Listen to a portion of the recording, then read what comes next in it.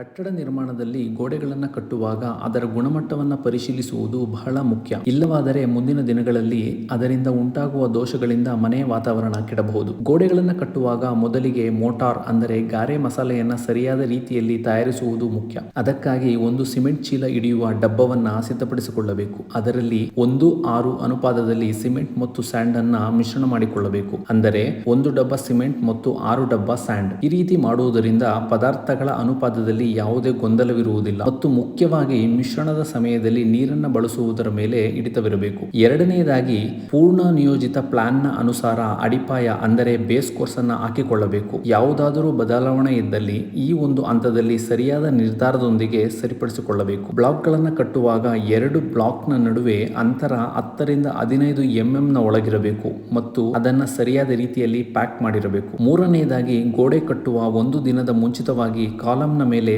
Chat coat ಅನ್ನ ಮಾಡಿಕೊಳ್ಳಬೇಕು. ಅಂದರೆ ಎಂಸೆಂಡ್ ನಲ್ಲಿ ಸಿಗುವ ದೊಡ್ಡ ಗಾತ್ರದ ಮಣ್ಣಿನ ಸಿಮೆಂಟ್ ನ ಜೊತೆ ಮಿಶ್ರಿಸಿ ಈ ಒಂದು ರೀತಿ ರಫ್ ಸರ್ಫೇಸ್ ಅನ್ನ ಮಾಡಿಕೊಳ್ಳಬೇಕು. ಇದರಿಂದ ಉಂಟಾಗುವ ಕ್ರ್ಯಾಕ್ ಅನ್ನ ತಡೆಯಬಹುದು. ನಾಲ್ಕನೆಯದಾಗಿ ಬ್ಲಾಕ್ ಗಳ ನಡುವೆ ಎಸೆಯನ್ನ ಮಾಡುವುದು ಬಹಳ ಮುಖ್ಯ. ಯಾಕೆಂದರೆ ಇದರಿಂದ ಯಾವುದೇ ರೀತಿಯ ರಂಧ್ರಗಳು ಗೋಡೆಯಲ್ಲಿ ಉಳಿಯುವುದಿಲ್ಲ. ಹಾಗೆ ಈ ರೀತಿ ಬ್ಲಾಕ್ ನ ಮೇಲೆ ತಾರೀಖನ್ನ ಬರೆಯುವುದರಿಂದ ಗೋಡೆಗಳಿಗೆ ನೀರನ್ನ ಹಾಯಿಸುವುದರಲ್ಲಿ ಯಾವುದೇ ಗೊಂದಲವಿರುವುದಿಲ್ಲ ಮತ್ತು ಗೋಡೆ ಪರಿಪೂರ್ಣ ಶಕ್ತಿಯನ್ನ ಪಡೆದು ಸದೃಢವಾಗಿರುವುದಕ್ಕೆ ಸಹಾಯವಾಗುತ್ತದೆ. ಮತ್ತು ಆ ದಿನದ ಕೆಲಸ ಮುಗಿದ ಮೇಲೆ ಗೋಡೆಯಲ್ಲಿ ನೇರ ಸಾಲು ಮತ್ತು ಅದರ ಸ್ಥಿತಿಗಳನ್ನ ಮೇಲ್ವಿಚಾರಿಸುವುದು ಉತ್ತಮ. ಇದು ಸರಿಯಾದ ರೀತಿಯಲ್ಲಿ ಪ್ಲಾಸ್ಟರಿಂಗ್ ಮಾಡುವುದಕ್ಕೆ ಅನುಕೂಲವಾಗುತ್ತದೆ. ಕೊನೆಯದಾಗಿ ಗಾರೆ ಮಸಾಲೆಯನ್ನ ಒಮ್ಮೆ ಮಿಶ್ರಣ ಮಾಡಿದ ಮೇಲೆ 3-4 ಗಂಟೆಯ ಒಳಗೆ ಅದನ್ನು ಉಪಯೋಗಿಸಬೇಕು. ಏಕೆಂದರೆ ನೀರಿನಲ್ಲಿ ಮಿಶ್ರಣವಾದ ಸಿಮೆಂಟ್ ತನ್ನ ಹಿಡಿತವನ್ನ ಕಳೆದುಕೊಳ್ಳುತ್ತದೆ. ದಿನಕ್ಕೆ 2 ಬಾರಿ ಮಿಶ್ರಣವನ್ನ ಮಾಡಬೇಕು. ಇದರಿಂದ ಗೋಡೆಗಳಲ್ಲಿ ಉಂಟಾಗುವ ದೋಷಗಳನ್ನ ನಾವು ತಡೆಯಬಹುದು.